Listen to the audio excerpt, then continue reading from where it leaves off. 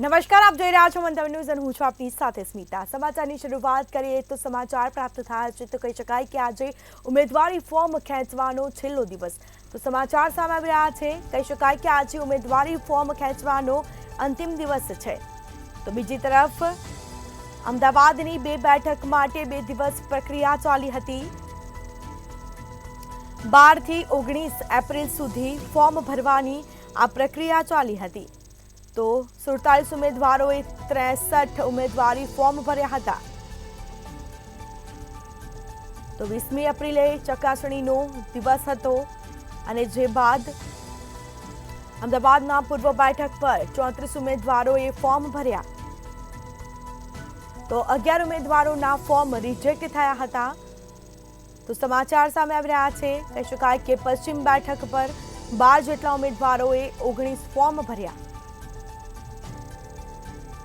47 ઉમેદવારોએ 63 ઉમેદવારી ફોર્મ ભર્યા હતા।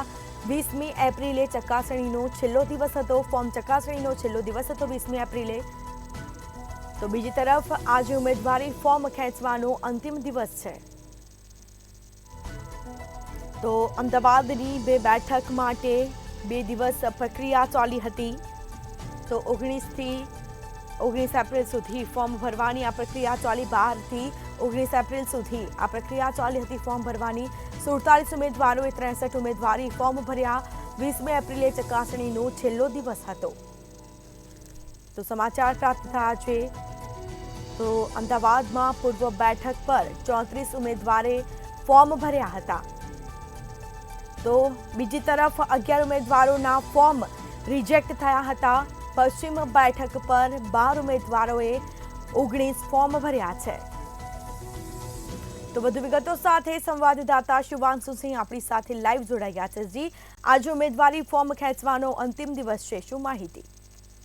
ચોક્કસ કહી શકાય કે જે રીતે લોકસભા ચૂંટણીના ગણતરીના દિવસો બાકી રહી ચૂક્યા છે, ત્યારે જે ઉમેદવારો છે પોતપોતાની ઉમેદવારી નોંધાવી છે અને સાથે તમામ રાજકીય પક્ષોને જે છે ઉમેદવારીને સાથે કહી શકાય તેમની જે ઉમેદવારી નોંધાયા પછીના જે ફોર્મ ભરાયા હતા તેમની અંતિમ દિવસ આજે ચકાસણીનો હતો તે પૂર્ણ થઈ ચૂક્યો છે। સાથે કહી શકાય જે પરત ખેંચવાનો જે દિવસ છે તે આજે છેલ્લો દિવસ છે અને સાથે કહી શકાય કે જે રીતે જે તમામ ઉમેદવારોએ જે ઉમેદવારી નોંધાઈ હતી, સાથે અમદાવાદ પશ્ચિમ લોકસભાની વાત કરીએ તો અહીંયાથી જે છે તે 12 એપ્રિલથી કહી શકાય 19 એપ્રિલ સુધી જે ફોર્મ ભરાવાની તારીખ હતી ને ત્યારબાદ 20 એપ્રિલથી જે છે ફોર્મ ચકાસવાની તારીખ હતી ને 22 તારીખની જે તારીખ હતી તે ફોર્મને પરત ખેંચવાની અને સાથે આજે ચકાસણી છેલ્લી કહી શકાય કે અમદાવાદ પૂર્વની બેઠકમાં 34 ફોર્મ ભરાયા હતા અને જેમાંથી કહી શકાય 34 ઉમેદવારો 44 ફોર્મ ભરાયા હતા સાથે 11 ઉમેદવારોને જે છે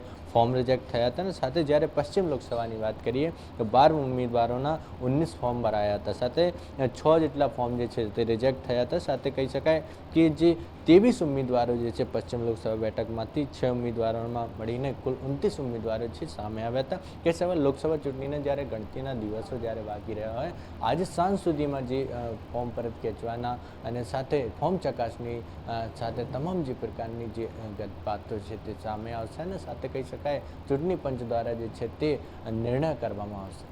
જી બિલકુલથી તમામ જાણકારી આપવા બદલ આપનો આભાર। તો આજે ઉમેદવારી ફોર્મ ખેંચવાનો અંતિમ દિવસ છે।